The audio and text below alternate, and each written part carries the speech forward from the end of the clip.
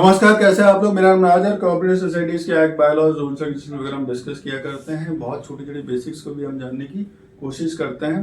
तो आज हमारा टॉपिक क्या रहेगा, ये रहेगा कि how to call the special meeting of the committee. तो मैनेजिंग कमिटी एक बार आपकी चुन के आ गई, महीने में कम से कम एक बार उनकी मीटिंग होनी चाहिए। इससे ज्यादा भी कर सकते हो, अच्छी बात है। अगर आप ज्यादा भला करना चाहते हो और ज्यादा चीजों को और ज्यादा सॉल्व करने की कोशिश करना चाहते हो, मैक्सिमम मुद्दों को आप उठाना चाहते हो in the interest of the public, तो ये और भी अच्छी बात है।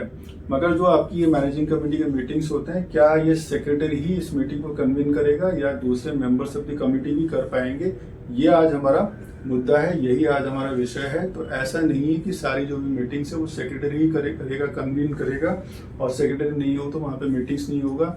वो नहीं है तो फिर चेयरमैन कर सकता है, और चेयरमैन नहीं है तो क्या बाकी मैनेजिंग कमेटी के मेंबर्स भी कर सकते हैं। या ऐसी कोई मुद्दा आप लाना चाहते हो और जानबूझ के सेक्रेटरी वहां पे उस मुद्दे को मीटिंग में आना ही नहीं देना चाहता है, सेक्रेटरी के बाद चेयरमैन भी आना ही वो मुद्दा टेबल पे आए, वो चाहते ही नहीं है, और वो पब्लिक इंटरेस्ट का कोई मुद्दा है या कोई और ऐसे मुद्दे हो सकते हैं, तो वो क्या इंडेफिनेटली ऐसे रोक सकते हैं। तो जवाब है ऐसा नहीं है।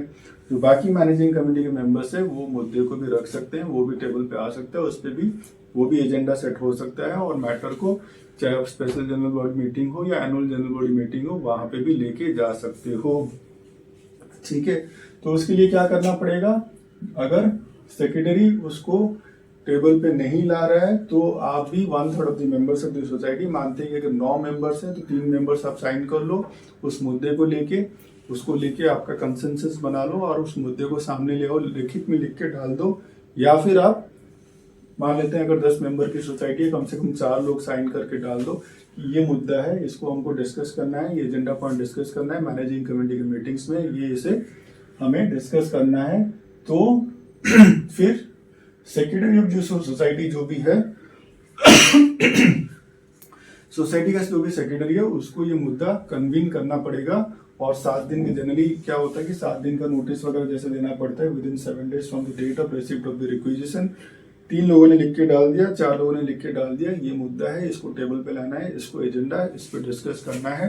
तो सेक्रेटरी ऑफ द सोसाइटी को with in 7 days from the receipt of the requisition from the members of the managing committee वो कन्वीन करना पड़ेगा। पूरी मैनेजिंग कमेटी के मेंबर्स को उस मुद्दे पर डिस्कस होगा, और फिर उसके बाद तो डिस्कस द मैटर, जो भी रिक्विजिशन होगा वही मैटर को आपको डिस्कस करना पड़ेगा, और उसके अलावा दूसरे मैटर्स डिस्कस नहीं करना है, उस टॉपिक पे ही डिस्कस करना है।